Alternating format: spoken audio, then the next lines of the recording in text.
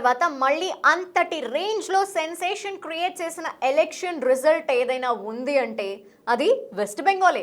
15 ఏళ్ల టీఎంసీ పాలనకు తెరదించుతూ బీజేపీ చరిత్రాత్మకమైన విజయాన్ని నమోదు చేసింది. కమలన్ డబుల్ సెంచరీ షో చూశాక టీఎంసీకి బెంగాల్లో నూకలు చెల్లిపోయాయా అనే చర్చ మొదలైంది. ఎందుకంటే బెంగాల్ తీర్పు సామాన్యమైనది కాదు. చరిత్ర చూస్తే బెంగాల్ మూడ్ ఎలా ఉంటుందో అర్థమవుతుంది. అందువల్ల మమత మళ్ళీ బౌన్స్ బ్యాక్ అవ్వగలదా? 5 ఏళ్ల తర్వాత బెంగాల్ ఎలా ఆలోచిస్తుంది? మమత ఇంతే పవర్ఫుల్గా పాలిటిక్స్ చేయగలరా?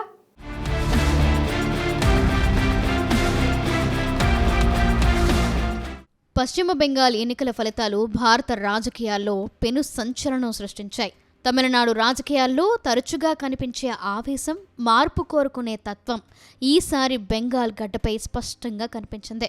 15 ఏళ్ల మమతా బెనర్జీ సుదీర్ఘ పాలనకు బ్రేక్ వేస్తూ బీజేపీ సాధించిన డబుల్ సెంచరీ విజయం దేశవ్యాప్తంగా చర్చనీయాంశమైంది. బెంగాల్ రాజకీయ ముఖచిత్రం మారిన తర్వాత మమతా భవితవ్యం ఏంటి? టీఎంసీ మళ్లీ పుంజుకోగలదా అనే చర్చ మొదలైంది. నిజానికి బెంగాల్ మూడ్ ఎప్పుడు చేంజ్ అవుతుందో ఎవరూ స్పష్టంగా చెప్పలేరు.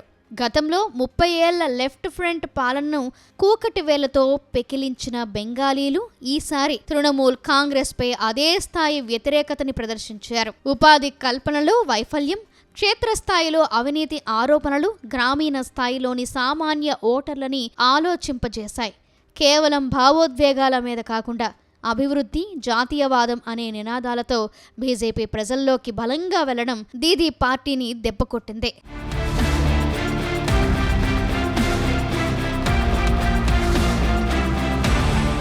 పాలిటిక్స్లో మమతా బెనర్జీకి ఫైటర్ అనే ట్యాగ్ ఉంది. కానీ ఈసారి ఆమె ముందున్న సవాళ్లు అంత సులభమైనవి కావు.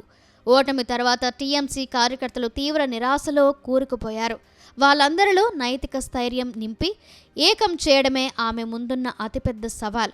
పైగా బెంగాల్లో ఇప్పటి వరకు మమతాకు స్ట్రాంగ్ ఆల్టర్నేట్ లేదు. కానీ ఇప్పుడు బీజేపీ ఒక బలమైన రాజకీయ శక్తిగా ఎదిగింది. ఏకంగా అధికారాన్నే కైవసం చేసుకుంది. ప్రజలకు స్పష్టమైన ప్రత్యామ్నాయం దొరికినప్పుడు పాత నాయకత్వాన్ని, పాలనని పక్కన పెట్టేస్తారు. ఇప్పుడు బెంగాల్లో జరిగింది ఇదే. పైగా రాబోయే 5 ఏళ్ల పాటు ప్రతిపక్షంలో ఉండి పోరాడటం అంటే మామూలు విషయం కాదు.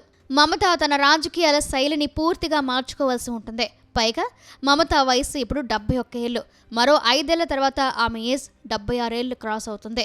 వయసు మీద పడిన తర్వాత ఇంతే దూకుడుగా రాజకీయం చేయడం కష్టం. దీనికి తోడు టీఎంసీలో మమతా తర్వాత ఆ స్థాయిలో ఉన్న ఇంపాక్ట్ ఫుల్ లీడర్ ఇంకెవరూ లేరు. అల్లుడు అభిషేక్ బెనర్జీ ఉన్న మమతా స్థాయిలో రాజకీయం చేసేంత సత్తా ఉందా లేదా అనేది ఎవరికీ తెలియదు.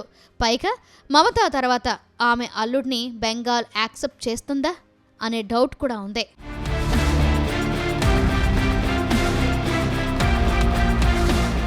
మమతా బెనర్జీ మళ్ళీ పవర్ఫుల్ పాలిటిక్స్ చేయాలంటే ఆమె కేవలం దీదీగా మాత్రమే కాకుండా సరికొత్త విజనరీగా తనను తాను మలుచుకోవాల్సి ఉంటుంది.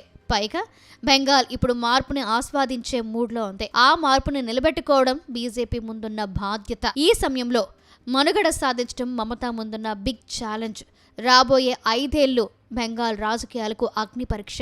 బీజేపీ ప్రభుత్వం తన హామీలను ఎంతవరకు నెరవేరుస్తుందనే దానిపై భవిష్యత్తు ఆధారపడి ఉంటుంది. సింగూర్ వివాదం తర్వాత బెంగాల్లో కొత్త పరిశ్రమల స్థాపన తగ్గిపోయింది. బీజేపీ ప్రభుత్వం ఐటీ, మ్యానుఫ్యాక్చరింగ్ రంగాలను తీసుకురాగలిగితే బెంగాల్ యూత్ పూర్తిగా పాలకపక్షం వైపు నిలిచే అవకాశాలు ఉంటాయి. అంతేకాదు, ఎన్నికల తర్వాత హింసకు బెంగాల్ కేరాఫ్గా మారింది. దీనిని అదుపులోకి తెచ్చే నాయకత్వం కోసం జనం ఎదురు చూస్తున్నారు.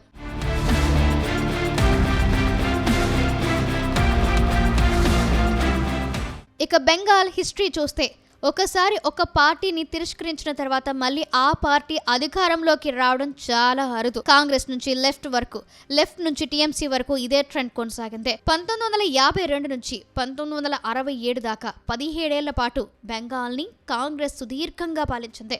ఆ తర్వాత బంగ్లా కాంగ్రెస్కు అధికారం ఇచ్చారు బెంగాలీలు. కానీ బంగ్లా కాంగ్రెస్ ఎక్కువ కాలం పాలించలేకపోయింది. వెస్ట్ బెంగాల్గా మారిన తర్వాత మళ్ళీ కాంగ్రెస్సే 5 ఏళ్లు పాలించింది. ఆ తర్వాత బెంగాల్లో ఎర్ర జెండా ఎగిరింది.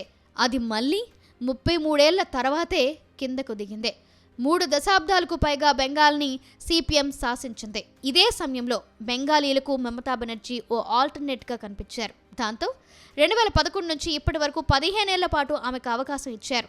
ఇన్నేళ్ల తర్వాత మళ్ళీ బీజేపీకి ఛాన్స్ ఇచ్చారు. అంటే బెంగాల్ హిస్టరీ ప్రకారం ఆ రాష్ట్రంలో మరో కొత్త పార్టీ అధికారంలోకి రావాలంటే కనీసం 15 ఏళ్లైనా పడుతుంది. ఈ లెక్కన మమతా బెనర్జీ కానీ ఆమె పార్టీ టీఎంసీ కానీ ఇప్పట్లో పుంజుకునే అవకాశమే లేదంటున్నారు. ఎన్ని రకాల ప్రయత్నాలు చేసినా బెంగాల్ ఓటర్ల మూడ్ మారనంత వరకు, వాళ్లకు విసుగు రానంత వరకు బెంగాల్లో పవర్ షిఫ్ట్ అయ్యే అవకాశం లేదనే విశ్లేషణలు వినిపిస్తున్నాయి.